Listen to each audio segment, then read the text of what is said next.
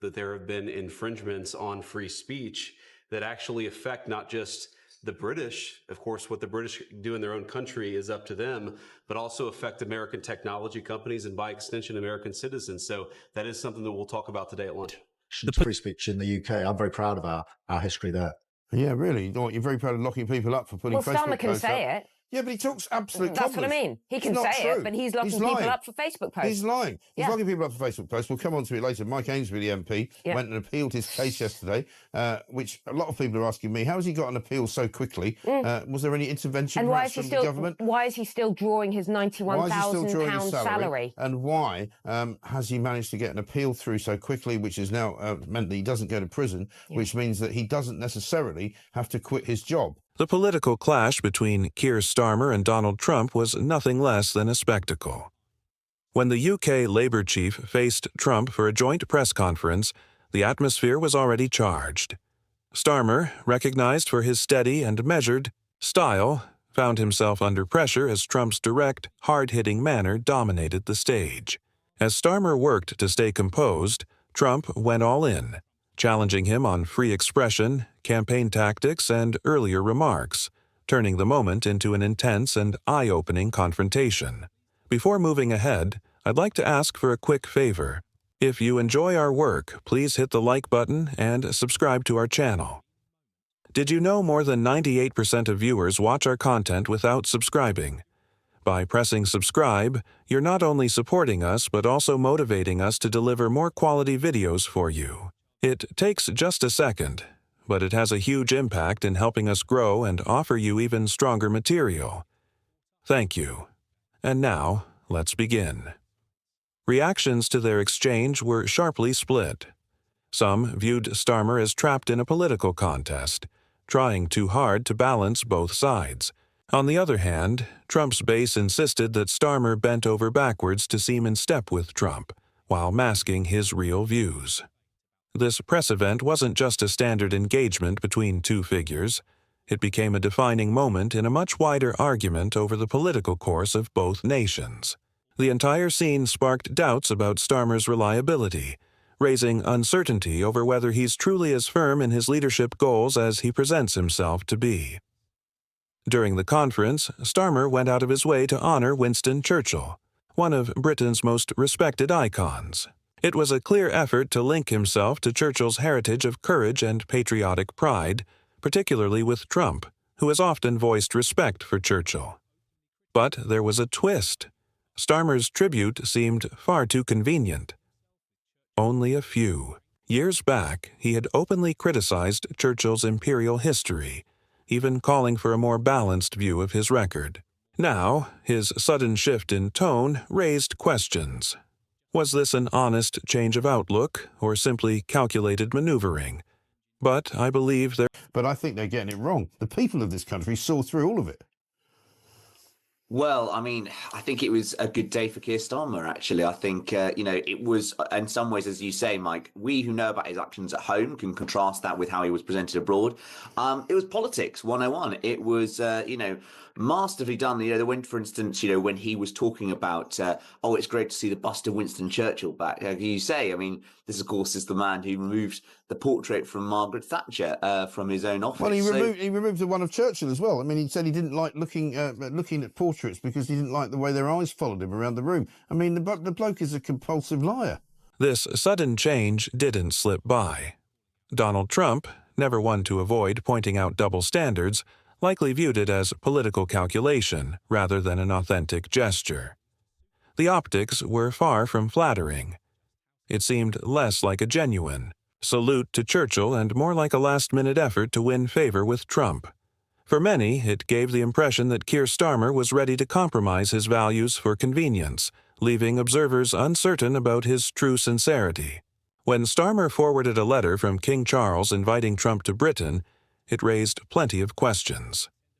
On the surface, it looked like standard diplomatic protocol, part of the usual courtesies shared between global figures.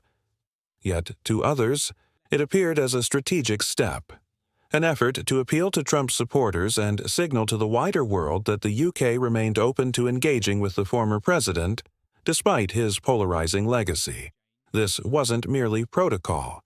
It felt like a calculated step to present Starmer as a statesman, someone open to engaging even with divisive figures like Trump. But did Trump take it as an authentic gesture, or did he recognize it for what it likely was? A political tactic? With Trump's knack for spotting moves he sees as insincere, he may have read the invitation as Starmer attempting to straddle both ends of the political spectrum. Either way, the action left people doubting Starmer's real motives. When J.D. Vance pressed him on free expression, it quickly became clear Starmer stood on fragile ground. Vance, a firm defender of speech rights, didn't hold back. He confronted Starmer over shrinking liberties in the UK, stressing how policies and laws increasingly limited what people could post online. He cited examples where citizens were detained for social media remarks that wouldn't even qualify as crimes in many other nations. Starmer, however, tried to sidestep.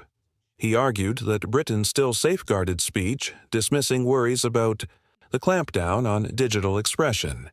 He downplayed the expanding censorship problem, but it wasn't convincing.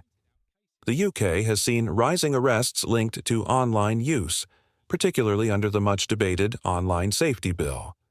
Though intended to curb harmful material, the bill sparked strong concerns over silencing speech. When you compare the US with the UK, the difference is striking. Speech in America is constitutionally shielded, while Britain's rules have grown steadily tighter. Starmer's assurances sounded empty in that light. And for Trump, who has often raged against censorship, this only deepened his irritation with Starmer's stance. Another attempt in his eyes to dodge uncomfortable realities. And when he says he doesn't want to impinge on American citizens, American companies, that's exactly what he wants to do. The online harms bill says that they will clip the wings of places like Twitter and Instagram and Facebook. That's what it says. But more than that, he's locking up our citizens for innocent comment, or for literally just having an opinion. I mean, he asserted himself a tiny bit there. Well done. I was talking to a body language expert who said, just look at Trump sitting there, legs apart, power pose. He's got his legs crossed. Cowering, legs crossed like a lady. Sorry, but like a lady. Like a lady. Yeah. No, like a lady. Yeah. I mean, well, let's not go there. Let's not. No. Absolutely. It was clear who was in control. And yes, Starmer spoke up. Oh, we have free speech in the UK. What does it mean? It's like going, we had Shakespeare in the UK. But he only spoke up because he saw Macron do it. And you can tell that he was coached by whoever it is that coaches him to do an interruption, because that's what Macron did. Macron did it with a bit more style, to be fair.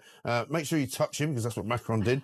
Make sure you kind of, I know, the whole smile thing was all the time. very staged. It was just fake, and it was staged, and it was pretty sickening, actually. It felt staged, completely fake, and honestly, quite disturbing. If Keir Starmer had dared to raise the issue of free expression in Britain, Donald Trump's reaction would have been immediate and blunt. Famous for his fierce opposition to censorship, Trump wouldn't have held back from accusing Starmer of dishonesty. He has always been plain-spoken, never softening difficult truths, and likely would have underscored the worsening problem of digital censorship in the UK. While Starmer might have tried to insist that speech remained intact, Trump would have pointed to the increasing arrests over online remarks, showing the reality was very different. His direct, unapologetic manner would have sharply contrasted with Starmer's cautious, politically measured tone. Where Starmer tends to move carefully, around sensitive matters Trump would have cut straight through, exposing what he saw as hypocrisy. Starmer's dramatic reversal on Trump himself is also impossible to overlook. Just a few years earlier, he openly declared he had no plans to ever host Trump at dinner, criticizing his behavior and rhetoric. Now, fast forward, and Starmer is not only greeting Trump, but doing so with an official invitation, reinforced by a letter from the king. This abrupt turnaround has sparked suspicion, with many doubting his consistency. So this is a letter from His Majesty the King. It's an invitation for a second state visit. This is really special. This has never happened before. This is unprecedented.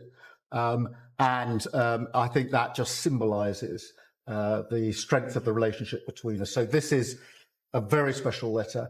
I think the last state visit was a tremendous success. It was. His Majesty the King wants to make this even better. than that. So this is truly historic, an unprecedented second state visit. He wants to talk that through with you. And that says at Windsor. That's really something. Yes. What I haven't got yet is your answer. I do need to. The answer is yes. On behalf of our wonderful First Lady, Melania, and myself, the answer is yes, and we look forward to being there and honoring the King. And critics claim he's working tirelessly to appeal to moderate and even conservative voters, eager to project a more practical image. Yet this sudden reversal has many questioning his reliability and leadership. Is it a deliberate tactic to reach a wider audience or simply political opportunism? Either way, it's impossible to ignore how this step undermines his earlier positions. Donald Trump has never tolerated what he views as dishonesty or posturing. His blunt, often combative style cuts straight through the polite, rehearsed language of conventional politicians. When it comes to Starmer, who presents himself as courteous yet calculated, Trump would likely see straight through the facade. If Trump responded, it would be raw and unfiltered, calling out what he views as Starmer's polished pretense and strategic maneuvering. He's well known for exposing what he considers hypocrisy, and with Starmer carefully managing his moves, Trump would likely seize the opportunity to spotlight inconsistencies in a very public way. Such a direct confrontation wouldn't just put Starmer under pressure, it would shape how the public perceives both men. It would strengthen Trump's reputation as someone unafraid to challenge political figures, regardless of their stature. A face-off between Trump and Starmer could carry lasting consequences for Starmer's leadership and the direction of the Labour Party. His credibility, already weakened by shifting positions, could take a serious blow. Supporters who view his actions as calculated rather than genuine might lose trust, seeing him as a politician tailoring his message instead of a leader with firm principles. In trying to appear cautious and accommodating, Starmer risks alienating both his progressive base and centrist voters who prioritize consistency and authenticity. But a lot of people are going, oh, Starmer's going to be humiliated. They're sort of talking it down as if, now Starmer's had some great, a great day out because he wasn't humiliated. I mean, is that really the level of our Prime Minister now, that he's had a good day because he wasn't made fun of? Well, maybe that is the level with Keir Starmer. Look, I think that these encounters are fraught with difficulty, and all I'd say is that a cautious thumbs up to the Chagos deal, the fact that Trump didn't criticise them over the EU, the fact that yes, there was that encounter as you're showing on the screen there with JD Vance, but all in all, this was a pretty good day at the office for Keir Starmer. And look, he may change his mind by tomorrow, Donald Trump. There may be other future encounters, but overall, I think that they will be happy with how this visit went, given how important the meeting was and all the high stakes. Yeah, no, I'm sure that Labour will be happy with it, but unfortunately, they also represent the nation, they represent the people, and I think this is what's wrong with politics in this country, is that politicians think that once they get in and once they get the power, it's all about whether they can stay there and whether they can impress each other and get patted on the back. I mean, the touching that was going on, the sort of the fawning, it was just, incredibly cringeworthy, it seems to me. Trump's sharp reaction could strengthen the perception that Starmer isn't as steady as he tries to appear. If Trump openly challenges him on shifting stances, it could seriously undermine Starmer's attempt to present himself as a dependable leader. Rather than looking like a practical statesman, he may appear as someone willing to sacrifice principles for political gain. Over time, this could heavily influence the Labour Party's chances in the coming election. If voters begin linking Starmer's leadership to dishonesty or opportunism, Labour may struggle to secure trust, potentially giving conservatives an edge. Starmer's approach to Trump could ultimately define his leadership, exposing the fragile balance between diplomacy and political calculation. Both men will likely adjust their strategies as events develop. Yet in an era when authenticity carries more weight than ever, every action will be closely examined. This moment serves as a reminder of how truth can easily be lost in the complex arena of modern politics.